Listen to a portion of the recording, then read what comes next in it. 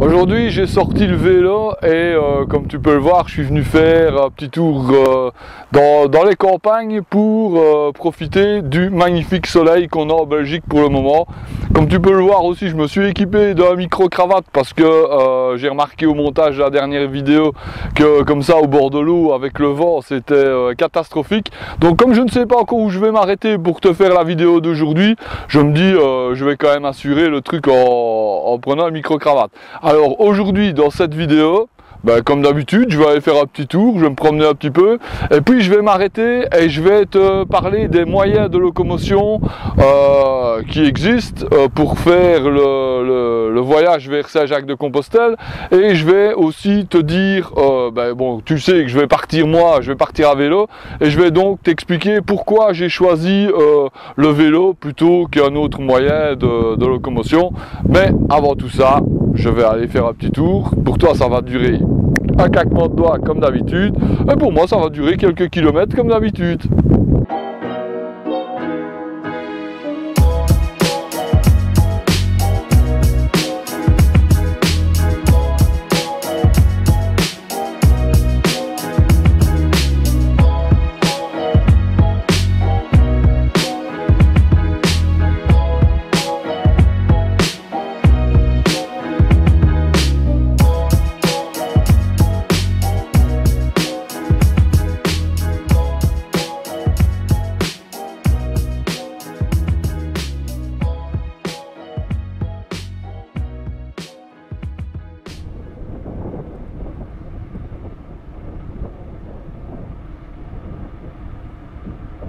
Donc je me suis arrêté ici pour t'expliquer un petit peu le parcours que je viens de faire. Il y a 1h10 que je roule et j'ai fait grosso modo 15 km 700.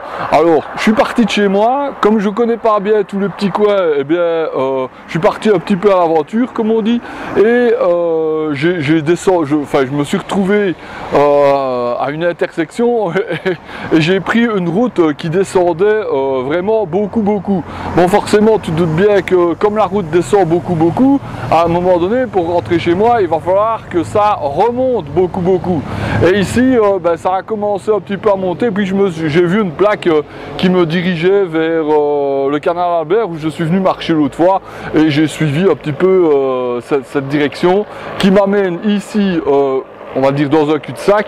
L'eau est là au-dessus, donc il faut que je monte l'escalier qui est là avec mon vélo sur l'épaule, et je vais me retrouver alors sur le halage, donc sur une voie le long de l'eau, et ça va me permettre de retourner, on va dire jusque Herstal, qui est pas trop loin de chez moi, mais après il faut que je remonte de Herstal à chez moi, et là bon ça grépette un petit peu. J'essaierai de faire quelques images, mais entre les deux je vais m'arrêter et on va parler vraiment du sujet principal de cette vidéo, c'est-à-dire les moyens de locomotion pour se rendre à Compostelle. Allez, vraiment encore un petit clic, un petit claquement de doigts, et on se retrouve pour parler vraiment de ça s'il ne m'arrive pas d'autres aventures.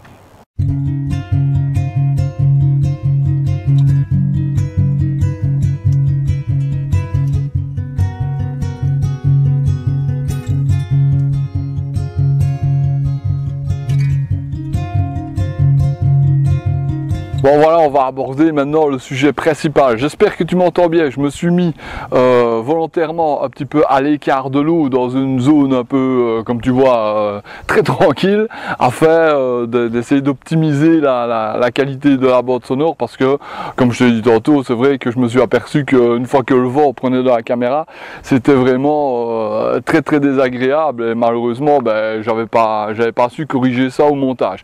Bref, donc ici on va parler des moyens de locomotion pour se rendre à Compostelle. Forcément, tu le sais, la majorité des gens s'y rendent à pied.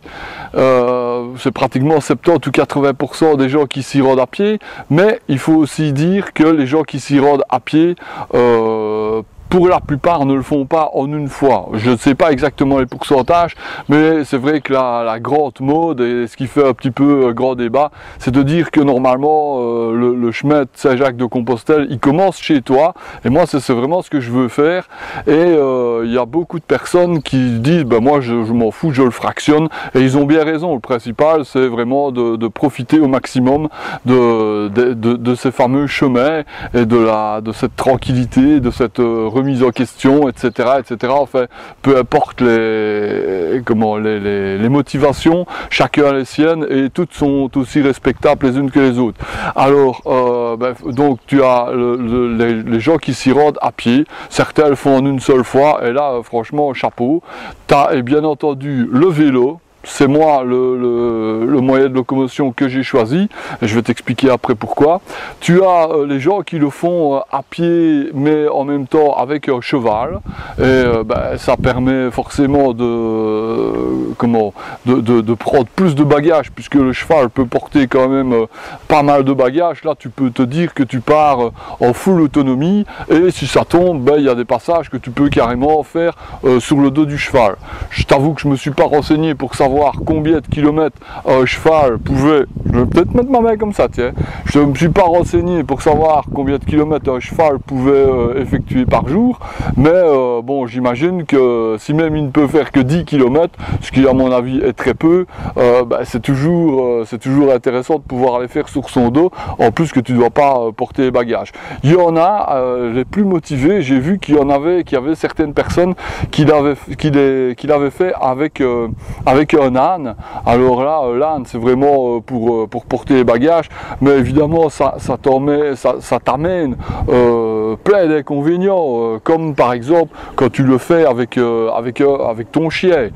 Ça peut aussi t'amener plein d'inconvénients, parce que non seulement tu dois prendre soin de toi, mais en plus tu dois prendre soin de ton compagnon. Ton chien, il va te suivre à la mort, donc c'est à toi en plus à savoir quand ton chien est fatigué, quand ton chien a soif, quand ton chien a faim, tu vois, tu dois pas t'occuper que de toi, et peut-être ça ne favorise pas le fait de pouvoir te concentrer vraiment sur toi-même. Mais comme je le dis, chacun a vraiment sa spiritualité et ses motivations, et si c'est ton bonheur de le faire avec un chien, eh bien franchement, chapeau, félicitations. Moi je t'avoue que je ne saurais pas le faire, parce que voilà, déjà parce que j'ai pas un chien aussi fidèle que ça. Tu sais, il faut un chien genre Lassie pour faire ça, parce que je te dis pas, s'il se barre, et puis en plus, bon, ça peut embêter les autres personnes. Quand tu vas dans les refuges, encore un truc, si tu es avec un animal, pour trouver un refuge pour dormir, bonjour, quoi. À mon avis, ça doit. Je sais que il y en a énormément qui refusent les animaux, et je peux comprendre, parce que si on est 10 à s'amener avec un chien et qu'il y avait place dans le dortoir, t'imagines un peu le capharnaüm que ça peut être. Enfin bref. Voilà, il y en a qui le font avec plein de moyens de locomotion. De toute manière, officiellement, ce qui compte, c'est que tu fasses les 100 derniers kilomètres à pied, dans quel cas tu dois faire cacheter 2 fois ta crédentiale, si tu veux pouvoir avoir la Compostela, hein. Et si tu le fais à vélo comme moi, ce qui compte c'est de faire les 200 derniers kilomètres, et pareil, aller oblitérer 2 fois ta crédentiale. Bref, alors maintenant je vais te dire pourquoi j'ai décidé de le faire à vélo, et il y a quand même pas mal de points.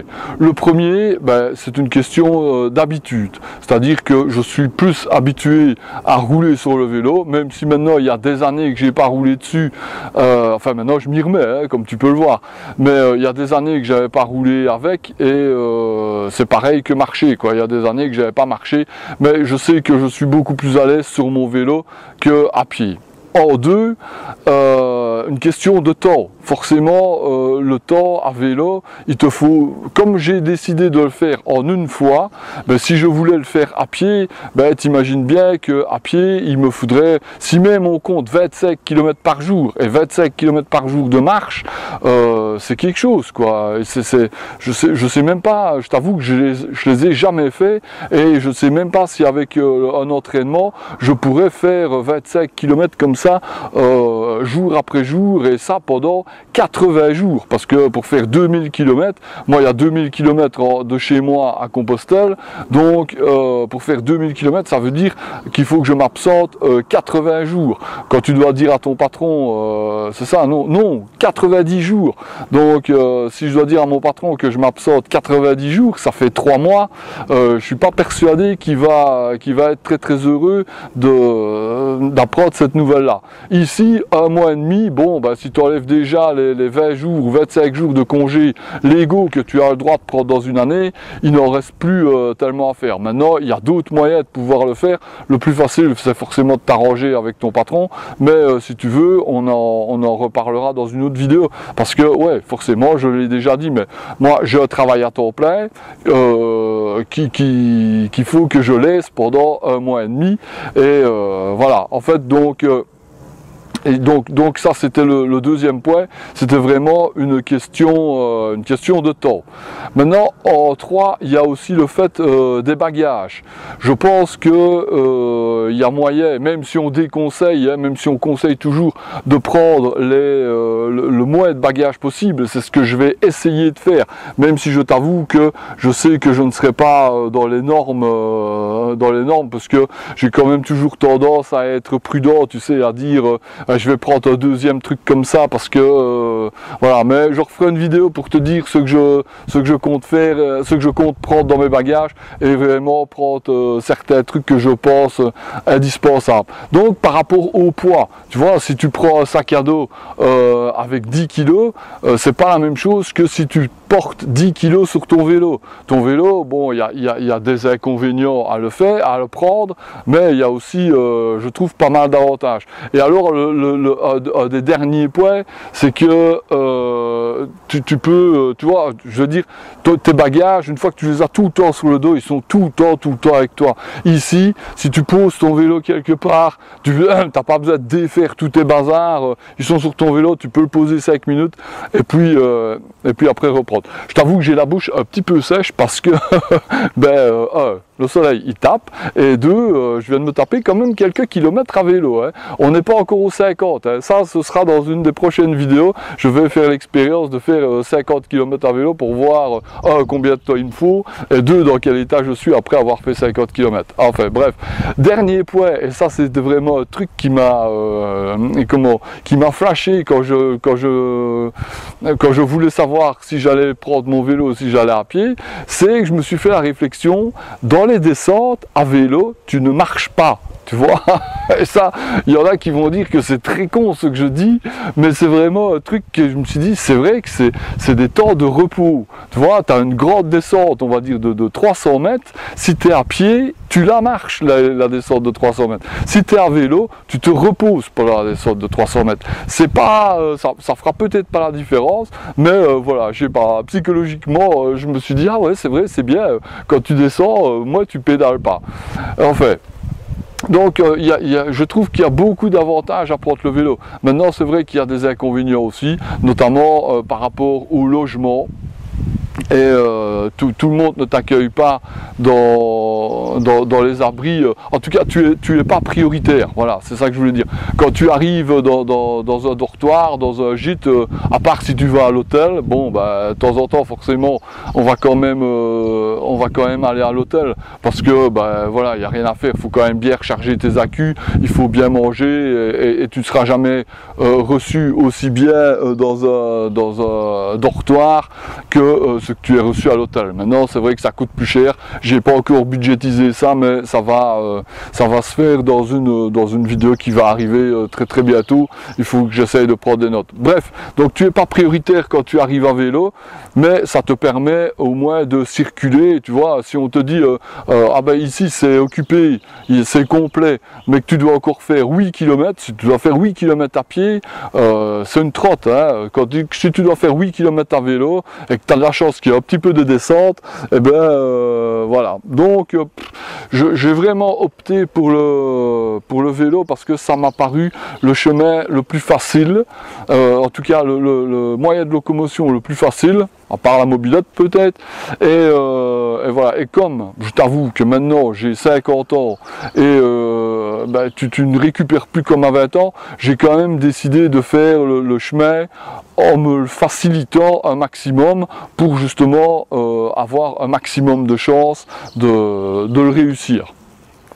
Donc voilà, je ne sais pas si toi tu as déjà fait le chemin, si tu l'as déjà fait à vélo et que tu as des conseils, franchement, n'hésite pas. On reparlera du vélo parce que je te l'ai déjà montré, hein, le voilà. Normalement c'est avec celui-là que je vais faire le chemin, mais c'est pas encore sûr, reste encore 11 mois et voilà, pour le moment je suis en train de l'adapter petit à petit. J'ai 2-3 frais à faire dessus et puis après je verrai bien si je garde celui-là ou bien je n'ai pas encore vraiment décidé si j'allais, parce que tu as des vélos qui sont vraiment plus performants que celui-là et forcément qui dit plus performant dit plus facile en conditions normales. Voilà, écoute, si tu as toi déjà fait le chemin à vélo et que tu as des conseils, je le répète, je suis preneur de tout conseil, tout est bon à prendre, et en tout cas de tout conseil concernant le chemin. Et puis si tu as déjà fait même à pied, je suis preneur. Je t'avoue que je passe énormément de temps pour le moment sur les sites internet pour choper le maximum d'informations, et pour le moment je suis en train de regarder par quel chemin je vais justement aller, puisque tu sais qu'en France il y a plusieurs chemins possibles et en Espagne il y en a également plusieurs possibles. Il y a le chemin du Nord et il y a le Camino Frances aussi, donc je sais pas encore, je vais voir, j'en reparlerai dans une autre vidéo. Bon, eh ben écoute, je pense avoir expliqué pourquoi j'avais décidé de faire ça à vélo, même si, ah oui, j'avais encore oublié un petit détail, c'est que c'est un petit inconvénient du vélo, c'est que tu ne passes pas partout avec un vélo. Tu vois, j'ai quand même vu des trucs, notamment dans certaines vidéos ou dans sur certains Google Maps, j'ai certains trucs que tu ne sais absolument pas passer à vélo et que tu dois faire des tours. Bon ben voilà, tu ne suis pas exactement le chemin. Et tu vois, si c'est un chemin comme celui-ci, ben on va dire que tu n'as pas de problème pour le suivre à vélo. Maintenant, si tu as des grosses caillasses et des machins, tu es obligé de marcher à côté de ton vélo ou bien de faire un détour. Bon voilà, moi ça me gêne pas plus que ça. Donc j'ai vraiment décidé d'optimiser mes chances de réussite et de le faire ça avec mon petit 2 roues. Voilà les amis, ben écoute, je crois qu'on va se retrouver un peu plus loin. Il me reste encore quand même pas mal de kilomètres avant de rentrer et je suis curieux de savoir combien j'aurais fait le tour. Allez, je vais couper maintenant parce que je vois qu'il y a quand même pas mal de minutes qui ont défilé, et si tu es encore dans cette vidéo, ben je suis content parce que ça veut dire que ça t'intéresse. Allez, on se retrouve ça dans... fait 2h20 que je suis parti et j'ai fait 27 km. J'ai découvert des chemins que je connaissais absolument pas, et notamment moi je suis venu par la route qu'il y a ici, mais comme tu peux voir derrière moi il y a un Ravel, et la prochaine fois ce que je ferai, parce que ici je dois être à plus ou moins 5 km de chez moi, donc je pense que j'aurais fait 32-33 km, un truc comme ça, et bon bah c'est pas mal pour une reprise. Tu vois que déjà comme ça, bon évidemment je suis pas chargé ni rien, mais déjà comme ça je suis pas très loin du kilométrage que j'aimerais réaliser par jour. Maintenant c'est vrai que ici c'est entre guillemets facile, c'est de l'asphalte, et sera probablement pas toujours comme ça.